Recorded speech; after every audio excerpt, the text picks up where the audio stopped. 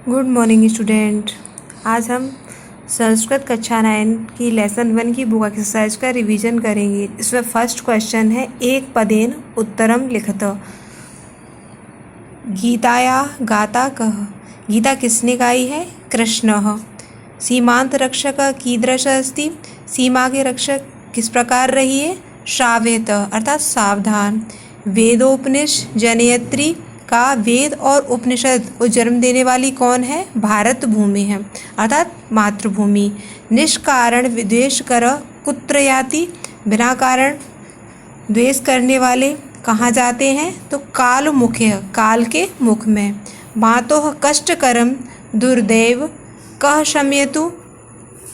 मातृभूमि के सभी कष्टों और परेशानियों को कौन हरेगा? विधाता। नेक्स्ट 2 क्वेश्चन है, एक वाक्येन उत्तरम लिखत। एक वाक्य में उत्तर लिखना है। मातुर्शंसा गाता का माता मातृभूमि की प्रशंसा किसने की है? चतुर्दिगंत बह पवनः, चारों दिशाओं में बहने वाली पवन ने। नेक्स्ट है, भारत माता कहे वंदिता। भारत माता किसके द्वारा वंदित की गई है? हर्ष भोज शिवराज वंदिता। हर्ष भोज और शिवाजी के द्वारा वंदित की गई है। नेक्स्ट है, भारत माता कहे अभिनंदिता। भारत माता का अभिनंदन या पूजन किसने किया है? मौर्य शुंग गुप्ता अभिनंदिता। मौर्य शुंग और गुप्त वंश द्वारा अभिनंदित की गई हैं। नेक्स्ट क्वेश्चन है, अहिंसा व्रती किमर्थ बाण संधानम करोति। अहिंसा का व्रत धारण करने वाले कब बाण का संधान करते हैं? निजर्षार्थ महिंसा व्रती, जब स्वयं के प्राणों का रक्षण करना हो या मातृभूमि की रक्षा करनी हो तभी अहिंसा का व्रत धारण करने वाले बाण का संधान करते हैं।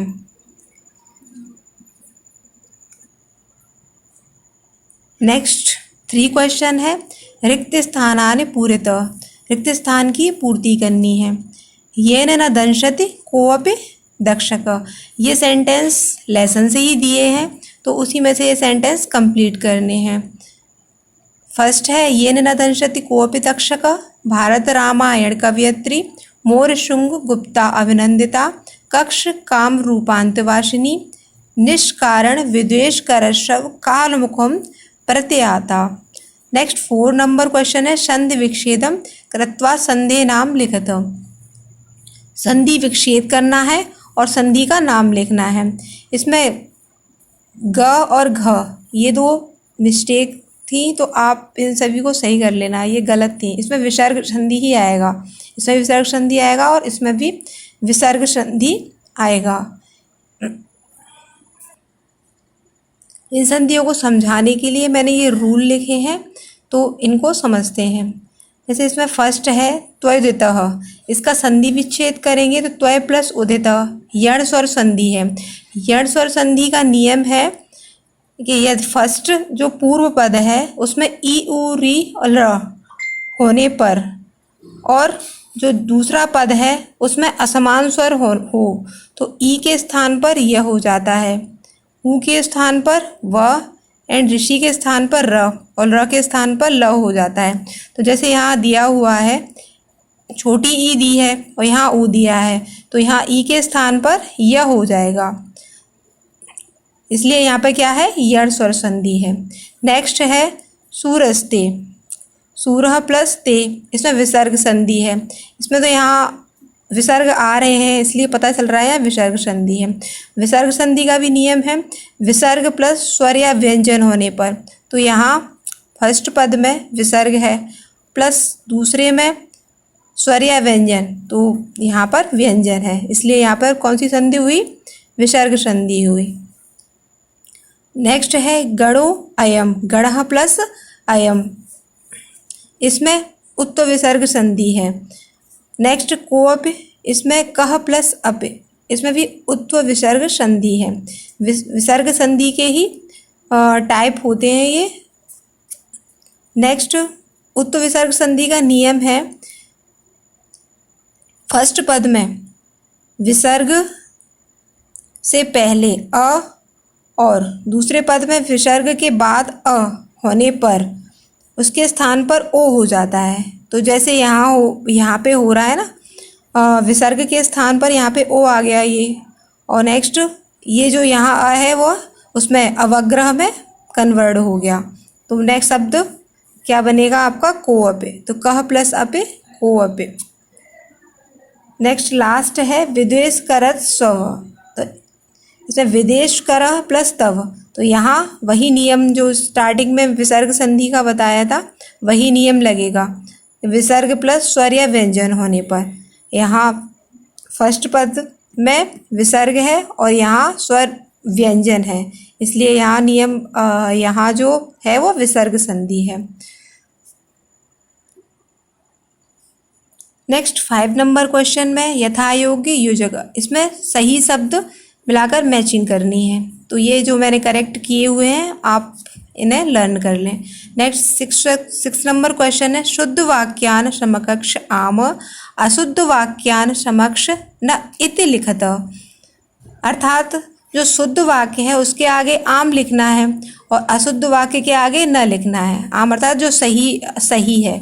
सही वाक्य आम मतलब होता है सही और न मतलब जो गलत है। जैसे इसमें फर्स्ट दिया है पवनः चतुर्दिगंत बह अस्ति, तो ये लेसन में ये पंक्ति है इसलिए यहाँ क्या आएगा, आम। नेक्स्ट अस्यातनय हिंसार्थ वाण संधानता, मतलब हिंसा के लिए वाण संधान करते हैं, तो ऐसा तो नहीं होता। हिंसा के लिए वाण संधान कौन करेगा, इसलिए यहाँ आएगा न। नेक्स्ट है गोपालः गीताय गाता। हाँ, ये मैंने एक्सप्लेन किया था, गोपाल मतलब श्री कृष्ण जी ने गीता गाई है, तो यहाँ ये आम मतलब सही है ये वाक्य। नेक्स्ट है भारत माता मौर्य शुंग गुप्तय वंदिता अस्ति।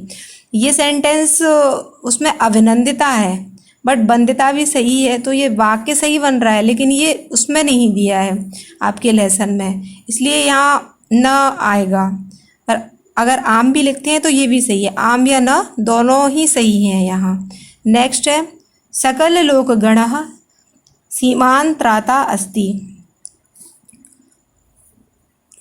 तो जो भारत भूमि पर जन्म लेते हैं वे सभी सीमा की रक्षा करते हैं, हाँ तो ये भी सही है इसलिए यहाँ आम आएगा। नेक्स्ट भारत मातर आदो ज्ञान भानुदन उदित। इसमें नेगेटिव है, जैसे भारत भूमि पर सूर्य का उदय नहीं होता है, तो ये ऐसे तो उसमें लेसन में कोई लाइन नहीं है, ये सेंटेंस इसलिए गलत है, इसलिए यहाँ आएगा न। नेक्स्ट 7 नंबर क्वेश्चन है उदाहरण अनुसारम पदानां मूल शब्दम विभक्तिम वचनम च लिखित। उदाहरण के अनुसार शब्द से मूल शब्द विभक्ति और वचन लिखना है। तो फर्स्ट दिया है, ये जैसे दिया है भानु, तो भानु में मूल शब्द है भानु, विभक्ति है प्रथमा विभक्ति और एक वचन येन में मूल शब्द है यथ अर्थात जो या जिस। येन है वह तृतीया विभक्ति एक वचन का है। नेक्स्ट है अस्याह में जो मूल शब्द है वह है इदम, यहाँ एतद नहीं इदम आएगा, तो ये भी आप अपनी बुक में सही कर लें। इदम मतलब होता है यह स्त्रीलिंग में प्रयुक्त होता है। यह षष्ठी विभक्ति है और एक वचन। तव में जो मूल शब्द है वह है युष्मत मतलब होता है तुम, इसमें भी षष्ठी विभक्ति एक वचन में प्रयुक्त होता है। नेक्स्ट है गीताया, यह स्त्रीलिंग में है, मूल शब्द है गीता, विभक्ति है षष्ठी एक वचन।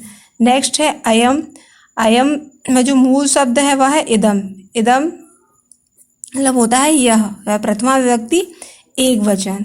इस तरह से आपकी बुक एक्सरसाइज का रिवीजन कंप्लीट होता है। आप सभी इसको लर्न करें।